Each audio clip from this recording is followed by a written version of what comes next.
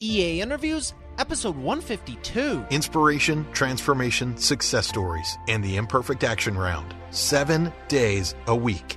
Join Mario Ficini for today's Expert Authority Effect interview. Business has a lot of facets. You can be talking about profit. You can be talking about leads. You might be talking about Facebook ads or perhaps funnels. And I'm sure we're going to be talking about that today. But what I'm most excited about is the person I'm going to bring on, who he is. I can first off say, firsthand experience, he is a very nice and patience to the hilt. I don't know what the hilt is. Maybe it's a hill or something, but I've heard it somewhere. He is a really great guy, and I'm so appreciative of him, and he knows why. Thank you. And I can't wait to bring up Joel Lewis, because he is a great CEO of Integrator and Company. We're going to be talking about funnels, but I'm sure what he's most proud about is his kids and being a father. And I'm going to have him share his story, what he did a couple years ago to be able to spend more time with them while still maintaining his business. I'm going to bring up Joel Lewis right after we thank the sponsor. How would you like to grow your wealth easier than you think with the change you probably don't notice anyhow automatically? That's why I started the Compounding Interest Snowball Investing with Acorns and advise you do too. Get started simply and easily today at eainterviews.com/acorns. Here he is, ladies and gentlemen, Mr. Joel Lewis. Joel, how are you doing today? Mario, I'm great. Glad to be here. I'm glad you're here too. And I was excited when we first talked, and I'm even more excited now because you were on fire last time, but it's different, and I know you're just ready to rock. So take us into how this started, and please do touch on why you wanted to spend more time with your family instead of less, but also maintain your business. Yeah, Mario, thanks for having me on again. And everyone who's watching live right now, thanks for tuning in and continue to watch Mario's show here, this awesome podcast that he has going on. So really quick, I'll fast track you guys through everything. So we got time. You don't need to do it fast. We got plenty of time. We're even ahead of schedule. Oh, That's awesome. how good we are. So in 2008, that was the catalyst, right? I think we all, along this journey, there was something, right? Either it's an aha moment where you have this brilliant idea, or something happens in your life that's transformational. And for me, it was my oldest daughter. Now my oldest daughter, she's 11, was born. And I had the fortunate opportunity. I was working for a great company, Intel Corporation, and I was able to take 2 months paid sabbatical, and that was just awesome. And my wife is a NICU nurse. She went back to work after 8 weeks. We had about 2 weeks overlap, and then I became basically the primary caregiver for my daughter. And I had 6 weeks with her. It was just me and her, and my wife worked 12-hour shifts. So I would get her from the morning until late into the evening. And we just went all over the place. It was just so much fun. And not only was I taking care of my daughter, but at the same time, my company was still paying, right? So it was a paid sabbatical. So I was still providing for my family. So after those 6 weeks, I was like, how can I get more of this, right? Because prior to that, I was just, looking to climb the corporate ladder. And again, it was an amazing company, and I loved working for Intel. It's just, I wanted something more. And then that's when my journey began into entrepreneurship and listening to podcasts and reading books and all that kind of stuff, and kind of like how I ended up here, which I'm sure we'll dive into a little bit more. So you're saying that was all in 2008? That was all in 2008, yeah. And I know you had mentioned the company name, and it sounds like, just something casual you do right after high school or college. It was, nothing serious. It was only Intel, and you wanted to walk away from that. What changed between 2008 and the next point? So that's where you got the idea. Yeah. But walk me through the next step where it was the next big thing that. Yeah, and it's I think podcasts like yours, listening to people's stories to really understand like what's the backdrop, because we oftentimes we see the end result, but then when we actually look back and see, Steve Jobs says you can't connect the dots looking forward, you can only connect the dots looking back. And the journey for me started in 2008, but there was multiple failures in between that journey, attempting multiple different things, app development. I had a animation agency where I was creating those animated videos. Really? Are you talking 2D or 3D? It was using Powtoons. So it was like 3D. So it was like, are you familiar with Powtoons? I'm not familiar with Powtoons, but my background's in video production, special effects, and animation, like with Maya. Oh, I don't know Maya. So I was using an application that made my life a lot easier to do it, right? So if you go to, where is it? On Facebook, I think it's like youravatar.co. I was looking at something the other day, and it was like something was still available. Like, with the internet, right? You can never get rid of anything. So it's still up there. And I just tried a number of different things. And, what I realized was that I was just, anything that came at me, I gave it a shot. Right. As opposed to figuring out what is my passion, what am I good at, what are my superpowers. And it wasn't until 2013 when I heard, so I was listening to podcasts like I mentioned. So John Lee Dumas, Pat Flynn, Eventual Millionaire with Jamie Tardy. And in 2013, it was like January 2013, I was listening to a podcast by Jamie Tardy, who's now Jamie Masters. And she was interviewing Dan Miller, which maybe some of your audience knows and familiar with. And Dan was talking about his book, 48 Days to the Work You Love. And then when I heard it, I was like, that's what I need. And I immediately got the book. Actually, I got the digital version of the book, and then the physical version came a few days later. And I just went through that entire, I think that was the first time I went through a book that was like kind of like a workbook. And I actually sat there and did the work, right? I actually went through and did the work, because the whole idea behind it, and there's two parts to the book. The first part is you figuring out what are your strengths, what are you passionate about, what's your vocation, your superpower, all that kind of stuff, to become an entrepreneur, launch your own business. The second part of the book is like, hey, I don't want to be an entrepreneur. I want to know what my strengths are, and then take that to an organization that aligns with my, with my strengths. So I didn't care about the second part. I was interested in the first part, and I went through that, and that's when I discovered, really what my superpower was, and that is technology. It's just, I love technology.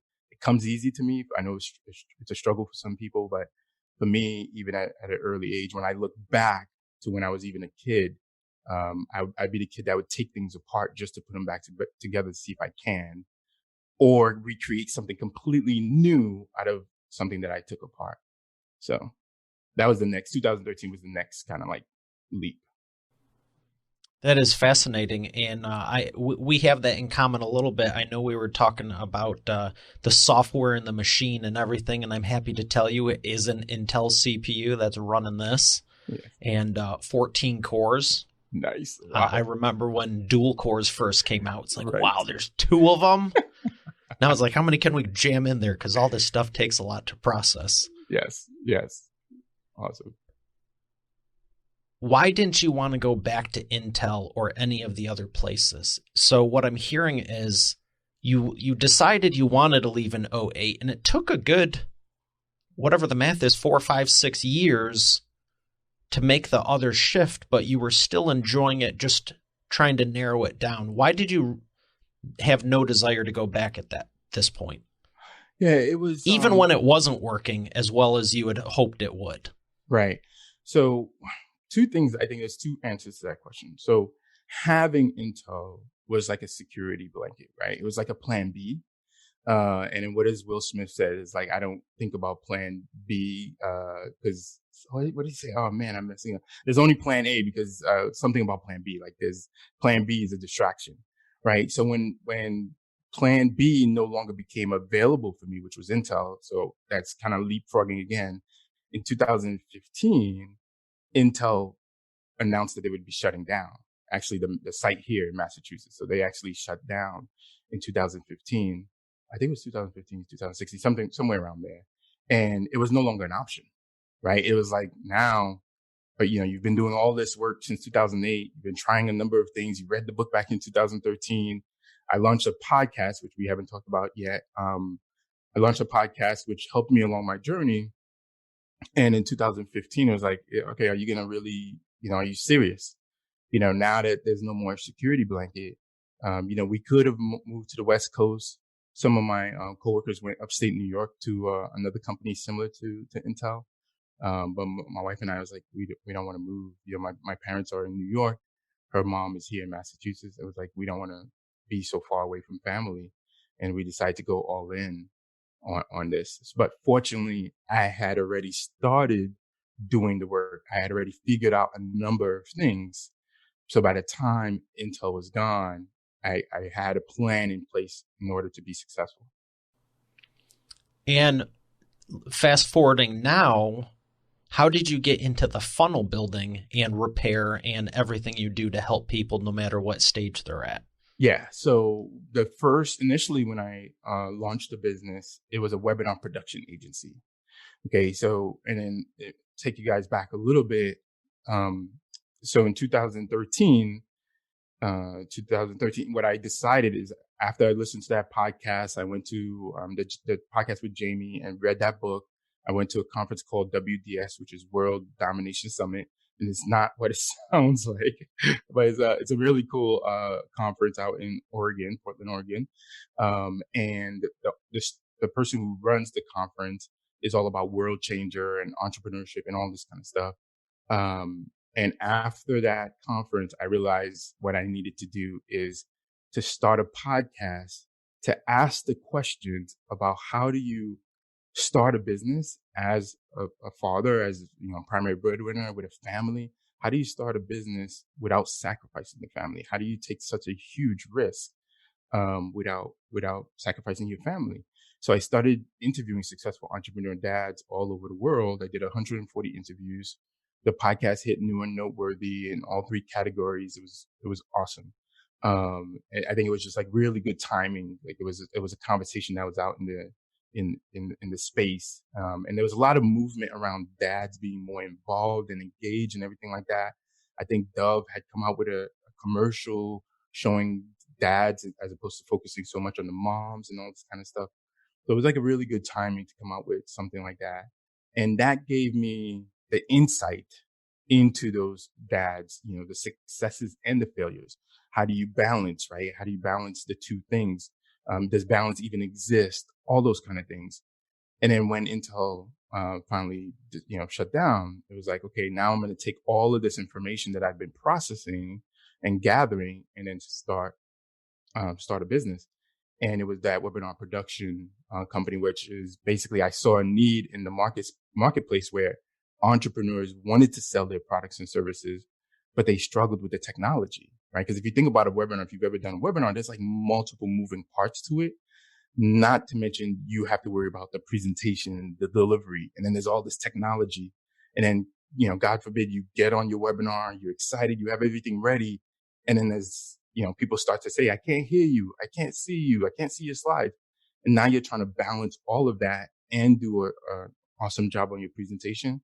So my company basically took all of that off their plate, and all they had to do was literally show up. Actually, even the slide deck, they gave it to us, and I had the slide deck ready, uploaded. All they had to do was show up and do their thing and just really focus on their presentation. And I launched that business. And I did some cold messaging through Facebook to get new clients. That's all I did. I had no website. I had no official business name. I did a DBA. So from Startup Dad, the podcast, that was an actual LLC. From that, I did a DBA as webinar production, and then I just launched. That is fantastic, and that's a great expert authority insight right there, because so many people, they come to me going, I want to publish a business book, I want to get more leads, I want to do this. Just pick something. And they have this like, I need to be all over, which you do. Right. But there's this order of operations that you can't tackle it all successfully at once. Right. And there's so many moving parts you got to knock out. And I go, all you need, and I've done this at seminars before where I'm training, I throw some pens on the table and grab a stack of paper, and everyone looks at me like, I got the tie and it's all fancy clothes and, the videos and all this crap. I'm like, we're kicking it old school. You guys are overcomplicating the crap out of this. Yeah. And, so I don't know how much your audience knows about the DISC profile, DISC. So I'm huge on the DISC profile now. That was one of the things I discovered about myself. So I'm a high C, high D. I tend to lean towards my C, which is the perfectionist, which is like everything has to be perfect. Everything has to be detailed. So I think I shared with you before we went live, before I launched the podcast, like I had this fancy mic that you see here. I had these two, I have a light thing coming on here. I have another one at home. Like I had all this, I had a mixer, I had all this fancy stuff. It took me forever to put all this stuff together. Right. And I think it took me about 6 months before I finally launched the podcast.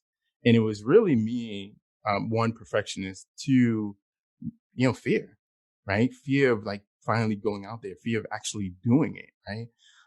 And again, once plan B was gone, like I was forced to take action. So I eventually did launch the podcast. So because I did all of that in full transparency, so I'm probably a lot like your listeners. Like I did all that fancy stuff. I had a beautiful website, Startup Dad Headquarters. That website is not even up anymore, but like it was a beautiful website. The podcast is still available. The episode is still available, but the website I paid someone. It was like amazing. And I was looking at all the experts. I looked at all the gurus. I looked at all the people that have been doing it for 5-10 years. And I wanted mine to look like that on day one. Right. And I spent all this time, no money coming into the bank account, spending all this time doing all this stuff. So when I learned about the DISC profile and that I was a high C, high D, I realized I needed to turn off my C and allow my D to thrive. And that's why I was able to launch webinar production with no website, no business name, literally just cold messaging people in Facebook saying, hey, I just saw you did a webinar. Are you planning on doing another one? And then that was it. And people started responding back. And actually the second message I sent out in Facebook, the guy replied back. We got on a call, 20 minutes. He became a client and he was a client for 3.5 years. Now, on what webinar, on what training, on what seminar, on what course did you have to invest to have the expertise, knowledge of realizing I have a service, I can help you, and then ask someone if they want that service and tell them how much it is? Yeah, great question. So again, you can't connect the dots looking forward. You can only connect the dots looking backward. So, with these podcasts, we try to give you expert authority listeners like as much as we can, right? So you can really get the story. But like, obviously I'm jumping certain things and there's things that happen in between. So I actually did have an opportunity to work with Jamie Masters, who I mentioned. So my journey with Jamie has been like this very interesting story where I listened to her in 2013. So, I'll always give her tons of credit for where I am today. And then I bought the first big investment I made, which was $1,000, was in her program. I was still at Intel at that time. And then after that program, she was like, hey, I love the way you do things and the way you think. I have a position on my team. It's like part-time. Would you be interested? So it was a very low paying position, but it was like, I get to see behind the scenes of a successful entrepreneur. Let's do it. Right. And again, I still had that plan B, right? Still had that security. So it just means sacrificing my time and sleep and all those kind of things. But I was able to see, and I was able to get really, into her business and help her community. And, she deals with very successful entrepreneurs. And I helped her with her webinars and her landing pages and her website and all this kind of stuff. And that's kind of like where I was getting that on the job experience, right? OJT, on the job training. And then the technology, of course, that just came to me naturally. And then, that gave me what I needed to see that entrepreneurs struggle with webinars. And then I, launched with that. In terms of the pricing, it's like all of us, right? At least I think most of us start like this. We start, underpricing ourselves, right? Because we're not sure. Maybe we do a little bit of research. Well, yeah, you just got to test the water. Yeah, test the water. I remember when I started, I was offering websites. It's like decades. It's like crazy to even think, but it feels like it. It was like $500, and then I go, oh my gosh, they didn't bat an eye. And actually, my first one, right, I even made $6 or $6.50. I charged $50 for the photos and $100 extra for the extra page. Now, mind you, I was just out of high school a little bit. I was in college and I was working at GNC for like a whopping $6 or $7 an hour. So this whole thing was like 6 months income. I'm a millionaire. You're rolling in the math was off, but it felt that way. But what it made me realize is you can rate, I went from 500 to 750 to 1,000 to 12 to 15. And I was realizing when it comes to business, people aren't really batting an eyelash unless you're talking 10, 20, 30 grand in most instances. Mm-hmm. It's like businesses have more to, you're not selling shoes for 20 bucks. I don't even know where you can get shoes for 20 bucks, but it's a different industry. And when you've never done it, you just want that first one. And now you have a baseline at least to work with. Exactly. And I think a lot of entrepreneurs forget that. And it's why, while I joke about the pen and the paper and all that, it's like, when's the last time you followed up with the customers you have? When did you ever thank them? Jump on the phone instead of an email. Just, see what they're doing. Care. Because at the end of the day, you don't need all kinds of fancy stuff to start. You need clients. Mm-hmm. Should I have a website, a logo, or should I start a podcast? You need some clients. Right. Because this mic was not free and neither was any of that. Right. At all. Right. But it's easy to go to your strength. And like I was saying, we have that in common on the tech. I was freaking out a few months after the show. And where did I go? Let's design and build a whole new computer. All right. I already had 40, 50 episodes and I'm like, no, I need to make it better. Right. Well, did I? Yes. And I'm glad I did. And that's what you're seeing now. But at the same point, there's people that you could say maybe they're better off because they cranked out more episodes and they just stuck in, they kept it very focused because it's very, you have to know how to go, okay, I'm going to expand, but also not lose the focus because it's easy to, a month goes by and you're like, what the heck happened? And the answer is you got off focus and you're doing 1,000,001 other things when the thing that got you to this point was the simple basic steps that every business has to go through. Yeah, absolutely. And I agree with, just to put some kind of like story behind what you were saying in the beginning there, it's like, like I said, I don't know if everyone heard, but the second person I cold message, right? So not a fancy website, not some fancy funnel, even though I'm going to talk about funnels, right? That's my thing. But if you're just getting started, like that stuff gets in your way. Right, that stuff gets in your way. It's actually it's like putting a wall between you and the potential person you're looking to serve. Right, so like just get going right away. Number two, that second person who became my client was my client for 3.5 years. Right, that's a long. Because you probably served them over the moon and back. Right, exactly. Getting on calls, I still have a couple clients that I've been going with over a decade now, 10 years in one instance and 11 in the other, and I love them. But ever since day one, I kept, I have fun and I goof around and, I'll experiment with things, but I always at the core, and it's why I love sharing it with people, just serve them and actually care. Right. And the funnels, like you're saying, and I want to dive into that because, it's kind of good to put up a wall, at some point. At some point. But when you're talking about the cold, the other thing is the unlimited possibilities. Right. The entire world becomes your potential maybe. Right. Yeah. And the other thing I would say, if I don't know where everyone is who's listening and watching, at least from my experience, service-based business, if you have a skill that you could deliver, I think you would website to me with the webinars and now funnels. It just seems like at least in my experience, it seems like a very easy transaction. It's like, I'm going to deliver this to you. You're going to pay me, right? Versus trying to create digital courses and all this kind of stuff. Maybe it comes easy to some people. It just doesn't come easy to me to create those digital stuff and then do webinars and sell them and all this kind of stuff. Clearly it does for my clients, but for me, it's just, hey, I'm going to deliver this service. This is the results you're going to get, right? This is what I'm going to deliver to you. And then you just pay me for that. And I think it's a great way to start. If you're looking to figure out, something, as an entrepreneur. Yeah. And even now to this day with business book publishing with my clients, it's still that service that we can provide for you, but it's a very succinct, hey, it's going to take 8 weeks. This is what it involves. This is what it entails. Here's what to expect. Boom, boom, boom.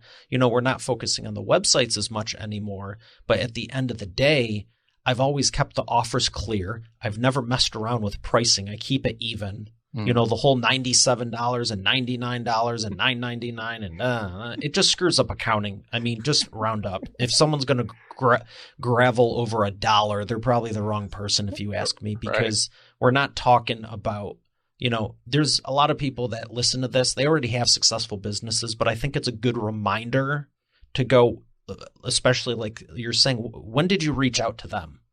You know, oh, I need new clients. I need new leads. What are you doing to capitalize the ones you already have, that you have their private info and you can text them? Right. Absolutely. You know, putting some context. I have nothing against webinars, funnels, or I have this stuff set up for my business too, but do realize the context is you're not going to just throw something up tonight and magically have 100 million new leads tomorrow. No. And if you do, you're probably Oprah with a giant list who's just buying because it's more of your influence than any doing proper tweaking of the funnel. So let me ask you about that. Set the stage with a proper expectation. If someone's going, all right, I want to do a funnel. I've been hearing about these. I do believe I'm ready. What is a reasonable expectation they should set to go, here's how much time it's going to take to refine it, get it set up, and actually hone it in while, you know, before we crank up the juice on it? Yeah, that's a great question. And so a couple of things I would say beforehand. You know, you can absolutely launch a funnel from scratch from day one if you wanted to. Right? If you have the money, the time, the investment, and you have just have a really good feeling about your thing, right? You can absolutely launch a funnel. But usually, to get really good success with a funnel is you've delivered the product or service, you have testimonials, you have results, you know the languaging, you know the avatar, you've really narrowed down and figured out your avatar, and you've created an amazing offer, which means that you took something from that, you know, is potentially something that's in a red ocean, let's say real estate, and then you figured out a blue ocean offer from that red ocean. Right. So you've created something unique, something different, something that stands out, where you're not competing in this bloody water. Right. So your audience, I'm sure they've read, what is it? Blue Ocean, Red Ocean, Red Ocean, Blue Ocean, that book. Right. So there's a couple of things that you have to already have in place in order to increase your chances of success, when you launch your funnel. And those are the things I kind of listed. Then in terms of the actual funnel itself, the design of it is very important. I know a lot of people say the copy is the number one thing. Copy is absolutely important.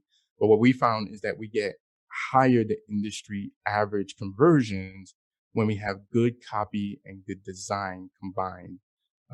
We're able to get, and of course, a good offer and everything like that. If we combine all those things together, we tend to get really great results. In terms of what they should expect, it depends. It's drastic depending on whether you're doing a webinar, ebook, you know, directly to sales, depending on what type of funnel you're doing, acquisition funnel, activation funnel, ascension funnel. It could vary quite a bit.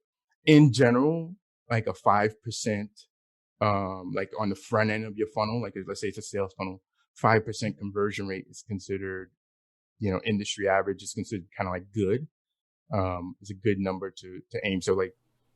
So out of every 100 people that go to the page, you're saying 5 of them to opt in is good, and losing 95% is normal. Yeah, it's considered good. 5% is considered good on the front end of your funnel. That's correct. I just want to be abundantly clear. I don't refute that at all. I just know that there's people that think, I'm going to try this funnel thing. It's not converted. Someone told me, they're like, yeah, it's only going at 60%. No, their email. Oh, I only have a 60% opt-in rate. Are you talking like this decade or last decade? That's right. And I'm like, oh my gosh, you realize that's incredibly high? Huge. That's huge. I know direct mail for years, and it probably still is. It was 1%. I've had clients who say they're doing direct mail and they send out 10,000, 20,000, 30,000 flyers. They're like, wow, it was great. We got 40 people to walk in, or whatever the math is. I'm like, yeah. So realize it's a different game, right? Right. I think that what people forget is that prior to funnels and online, people still do it now. Businesses still do it now. There's a billboard that they spent however much amount of money on the side of a highway. There's TV ads, Super Bowl ads. They're spending millions of dollars to get some, I don't even know what the percentage conversion rate is on that. It's probably very, very low, right? And they most likely can't even tie it back to that ad, right? So now we're bringing it online. Yes, it makes it more accessible to everyone, right? Like the small guy, the entrepreneur, you could now do things and advertise. Like, you don't have to be a NBC or Fox or a large corporation to be able to advertise. Yeah, a large drink manufacturer or distributor or whatever. Right, but the percentages, it's still someone. I mean, if we think about it, someone is scrolling on Facebook. They're just going about their business. Facebook is meant for people to engage and see what's going on with their friends and all this kind of stuff, right? I mean, it was started in college to connect people in the college, right? To socialize. And now you have your ad on there. They're scrolling through, trying to enjoy their day. Maybe they just had a hard day of work. They're scrolling through. They see your ad. They don't know you at all from anywhere. You could be anywhere in the world. They see your ad. You did a good job with the image and the wording. They click on your ad. Just that alone is huge, because you have someone who doesn't know you at all, but they actually stopped whatever they were doing. You disrupted whatever they were doing. They clicked on your ad, went to your page. Now on the page, if you have a good continuity where it's like, okay, the ad and the page, they see that they're still dealing with the same company and it's not like some kind of spam or someone trying to get their information. If you did a good job with that transition from the ad to your page, now you have the copy that they read through your copy, they watch your video, and then they opt in and give you their name and email, or maybe some cases just their email. Some cases for some of our funnels, it's name, email, and phone number. That's a huge ask. And you're getting a 5% conversion rate, 10% conversion rate. I mean, we have some of our free plus shipping book funnels, you're looking at 15% conversion rate. That's huge numbers, but sometimes people don't realize that. And they're thinking they can just turn on an ad and they're supposed to get 60% conversion rate. Now we've had opt-ins at 60%. We've had, one of our clients' webinar registration was 85%. But that's not all the time. It's a numbers game when you're doing this, because again, and let's add some context here, because I know you can get it to 40, 50, 60 higher percent, and you should. Right. But let's give them some context for how long does it take to do that? If you start at 5 as the baseline, day 1, month 1, how much refining does it take?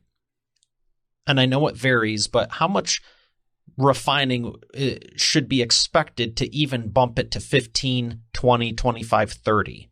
Yeah. Because I know that 65% wasn't week 2, it magically bumped. Right. Yeah, I mean, 65% is not on a sales. That would be like a opt-in, like an ebook type of thing, right? So if someone gets 65% on sales, maybe that's amazing. That they should just continue, as long as they're profitable. I don't know how much they're spending on the ads, but if they're getting that, they should just throw like $1 billion. Yeah, I mean, right? They totally nailed their list of 20 people. Okay. That are existing clients probably in that scenario, right? I mean, there's a statistical, like you could turn on something and like I was watching something from Frank Kern the other day. Frank Kern is like this mega entrepreneur, and he was showing like his book funnel, and the conversion rate was like astronomical. It was like really good, but he prefaced it by saying like, look, this doesn't happen, right? Like this 300% return on investment doesn't happen. And it was like 45 people, right? So there's a number of like, we usually don't make decisions until we see. So to answer your question, number one, we usually don't make any decisions until we see 100 visitors. So however long it takes to get 100 visitors to the front end of the funnel. Now, are you saying viewers or opt-ins? No, viewers. Like just click on the ad, land on the page. Okay. So 100, that's where we kind of start. And that's still a small number, but that usually if you have your analytics in place, if you have your heat mapping, if you have your, you're looking at we use ClickFunnels.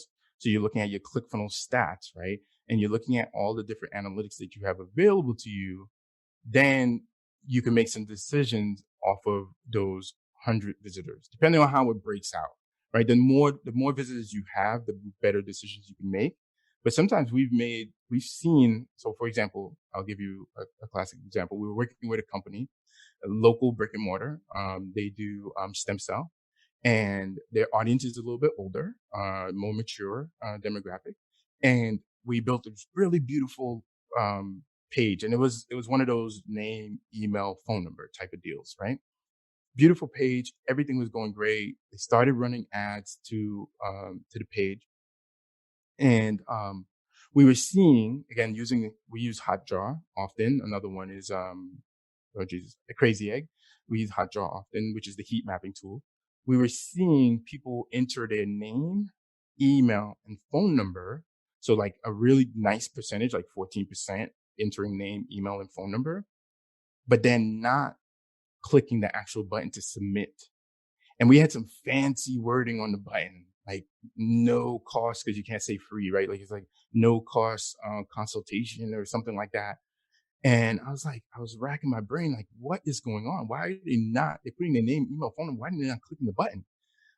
Then, we met with the client, which is what we do every single week. We meet. This is how you make decisions quickly and you move forward. And the client was like, hey, our audience is actually a little bit more mature. Maybe they can't see the text or something like that. And we're like, what? So we changed the button to just say, click here to submit. Boom. And made it big text, the button nice and big. And then the conversion rates skyrocketed. So sometimes it could be really quick if you have your analytics in place so you can see what's going on. Sometimes it may take you, sometimes with Hotjar, you may have to watch the recordings, right? And just sit there and watch recordings and recordings and recordings before you could finally start to see the trends. But I mean, you're not talking about 6 months, right? You're talking about, again, depending on how fast the traffic is coming into the funnel, you're talking about days, weeks. I mean, just from a Facebook standpoint, you have to give like 4 days, I think, right? To kind of let the algorithm do its thing. Then you make a change, you give it a little bit more time. So there's no, it's not like overnight, but it doesn't have to take, if you're doing it right, it doesn't have to take multiple months to start to improve your conversions. If your offer is good and your copy is good and your video is good, and you look at that's the baseline you have to start with.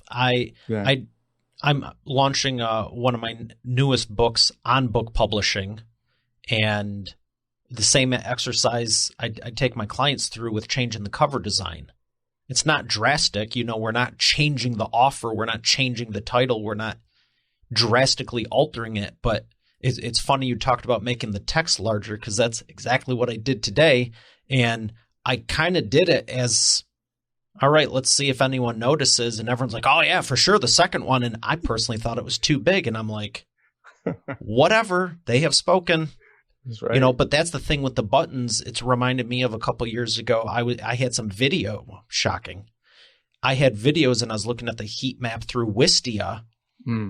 And I will tell you, I changed one thing and it took it from a drop-off rate at 53 seconds into the video to over 6 minutes in. And it was a stupid cartoon picture of someone riding a horse. And I put a real picture.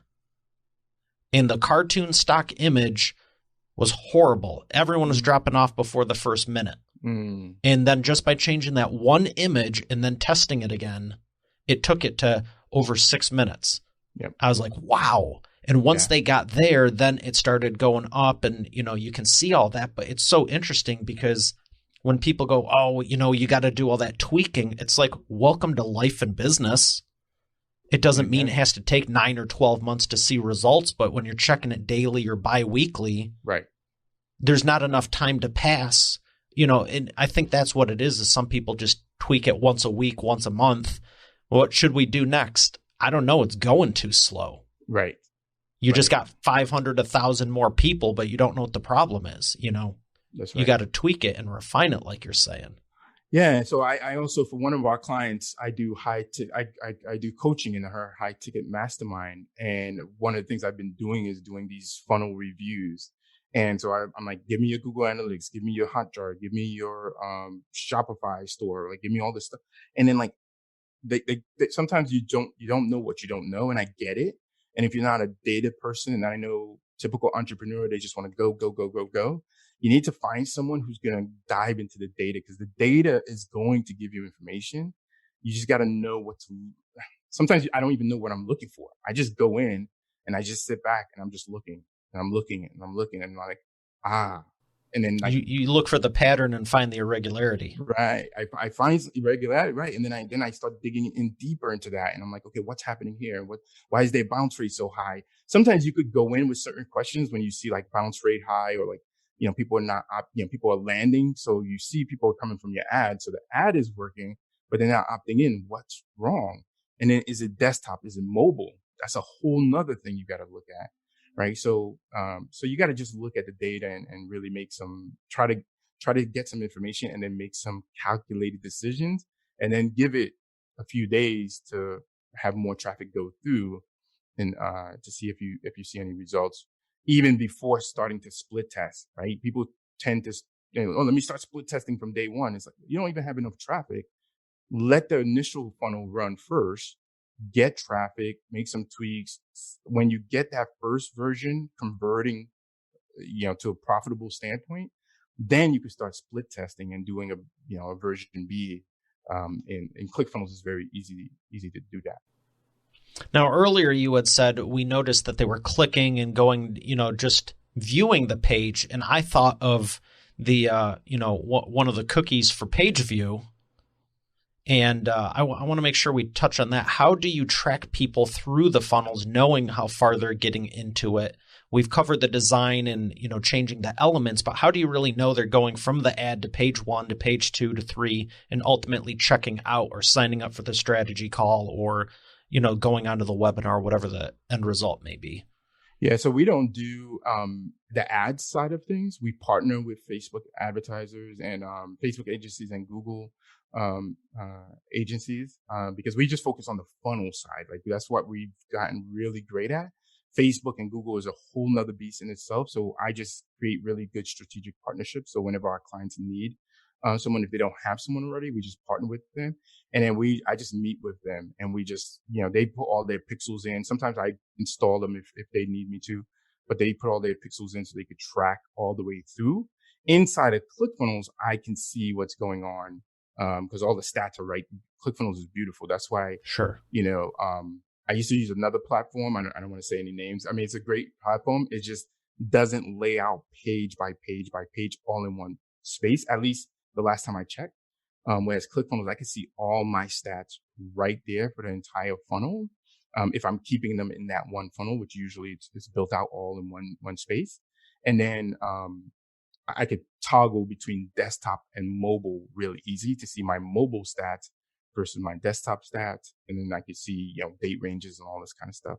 So that's how I keep track. And then I meet with the Facebook ads team to confirm. But then the heat mapping, Google Analytics, everything like that I have control of. And I look at all those things on our end to make suggestions on what to tweak and adjust. I typically run, once we take on a project, I become like the project manager for the project. So I'm bringing in the team together and we're meeting along with the client to make sure things are moving. It sounds like a great process because I know, especially when you're dealing with a lot of moving parts like that, you're mentioning the Facebook ad side, the funnel side, the client side. It's no joke. And it's why a lot of people don't enjoy doing it. Or I would say they probably don't enjoy it, but they also don't stick with it because this is too time consuming, whatever the excuse is. But it's like when you can learn how to take $1 and turn it into 2, 3, 4, 5 plus, why wouldn't you commit everything you can to learning that instead of going, oh, it took 2 hours longer than I was expecting. I can't, whatever. Right. But you've shared a lot of great insight here, and I'm appreciative of that. Tell me one of your biggest success stories from someone that you've helped so far. Oh, okay. So we have, my favorite clients. We all have our favorite clients, right? So my favorite client is someone who already has funnels, right? They're not new to it. They know the jargon. They've already, they already built out funnels. They have some success with their funnels. So one of our clients is a 7-figure business, and had a funnel, automated webinar funnel that was running for about 2.5 years. very successful. Started with the one thing. I'm emphasizing that for everyone who wants to build a bazillion products and services. They had one thing and ended up building a 7-figure business with that one thing. Turned it into an automated webinar after doing it live a number of times. Sold $997 offer. And after running 2.5 years, that's a long time. If you think about Facebook and ads and all this kind of stuff, right? And, finding more people that fits that the perfect audience. And it started to decline. The sales started to decline. And, this client had brought on multiple different agencies. And then we came in, was a referral through one of my strategic partners who she does messenger bots. And her conversion at the time was at 0.7. So the webinar was converting at 0.7, right? That was the conversion rate, 0.7%, right? And still doing well as a business. So again, going back to so even numbers, 1% would have been a 30% boost. Right. So the client brought us on and was like, look, if you could get us to 2.5, I'll be above the moon happy.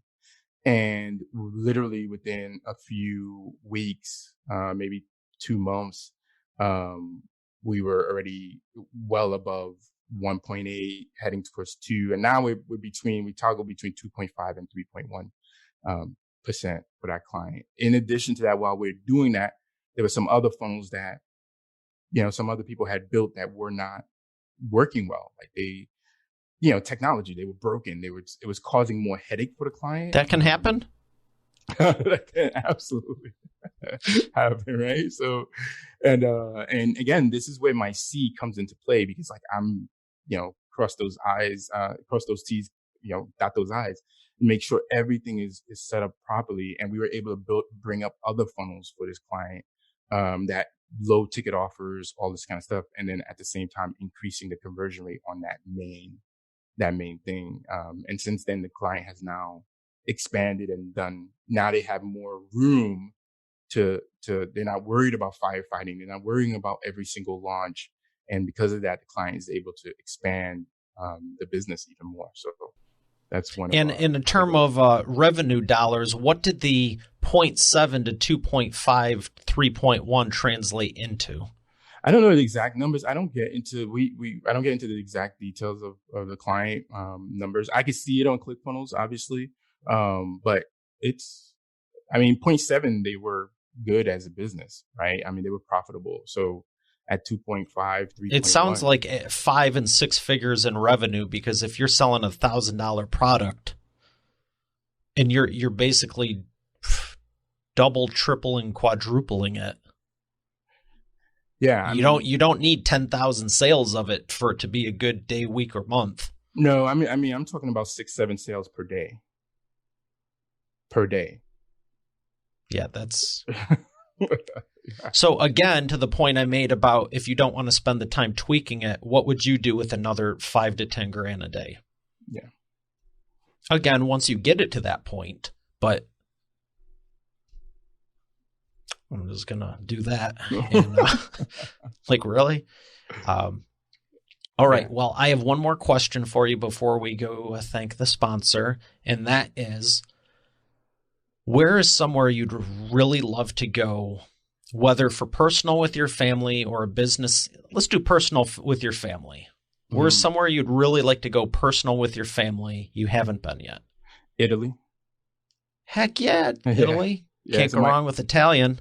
My wife is half Italian, so we've been talking about it and going. And we had this master plan where we're going to start homeschooling the girls, and we did. But the oldest daughter, we kind of caught her too late, and she was already used to school and friends. So this year she ended up going back to regular school, which jacked up our entire plan. Because my wife only works 2 days a week. She's a NICU nurse. So she works 2 days a week. So we had this master plan where she would just take 2 weeks off, 3 weeks off, and we just like homeschool them in Italy and travel all throughout. But now we got to figure out a different way to make that happen with school. So, well, Italy is a great choice. Yes, sir. Do you have a specific area in Italy?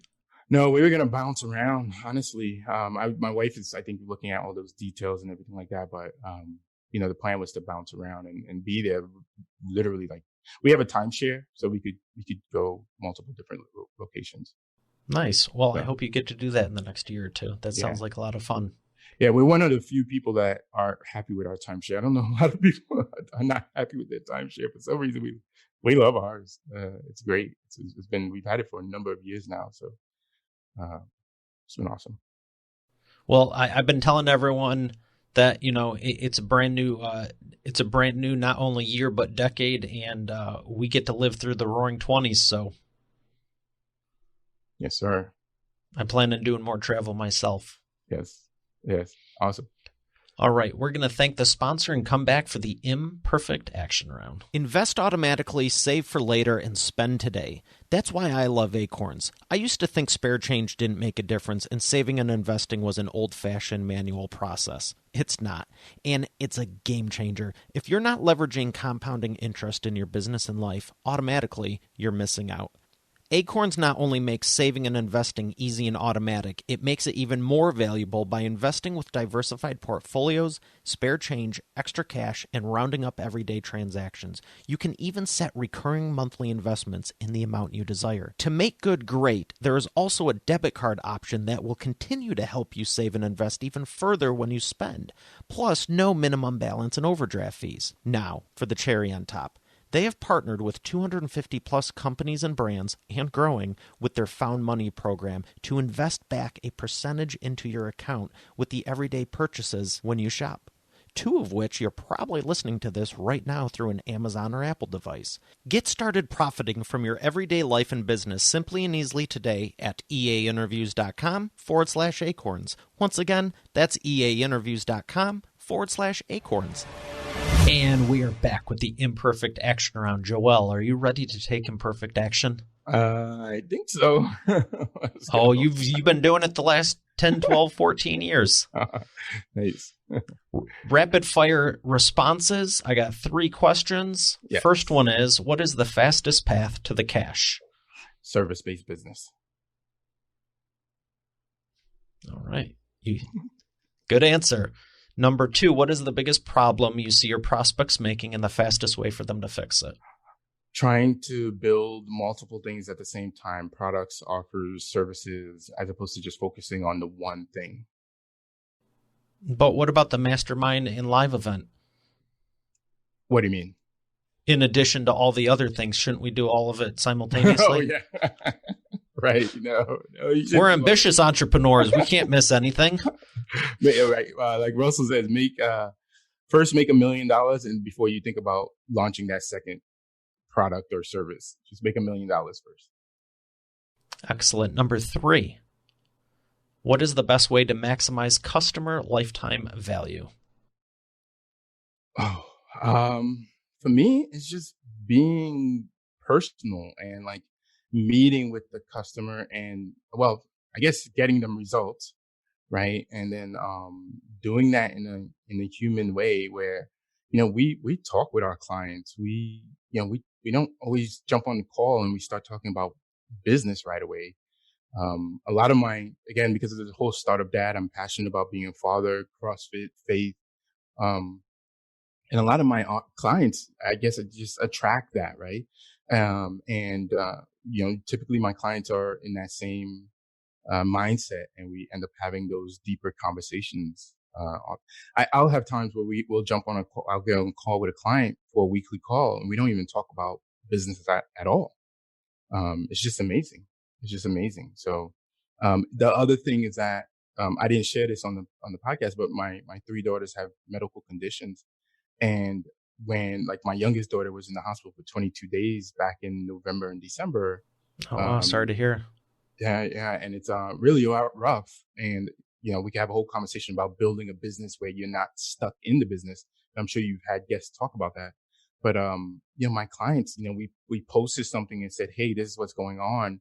Joel may not be available. And my clients were completely, supportive and praying for us and all this kind of stuff. It was just amazing. We didn't lose any clients during that time. And I was out of pocket for quite some time.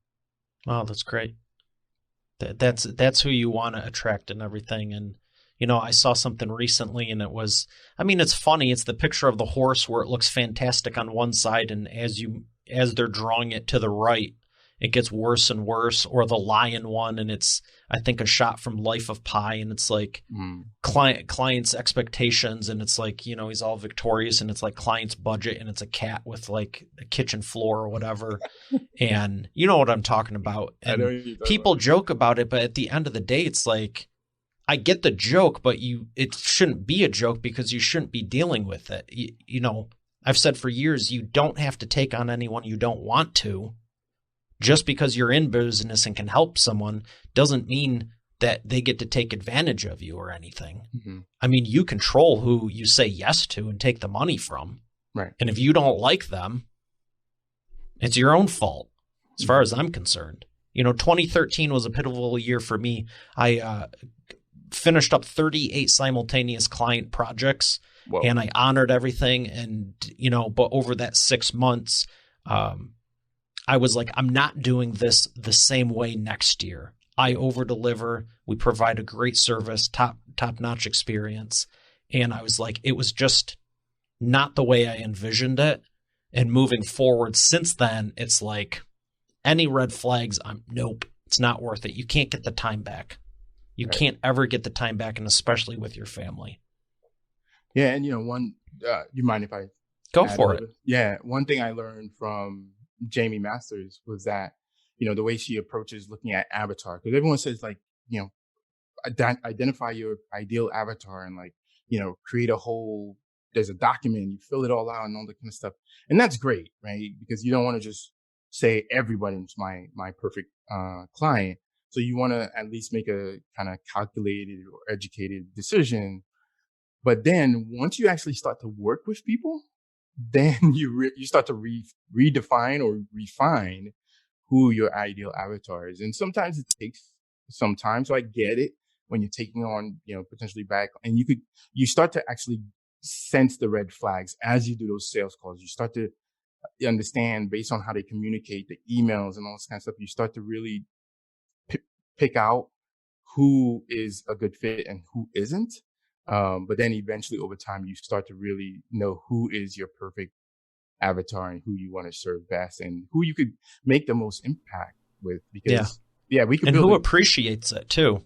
Yeah, because we could build a great funnel, but if the client doesn't have the budget to run ads, it doesn't matter, right? If you build it, will they come?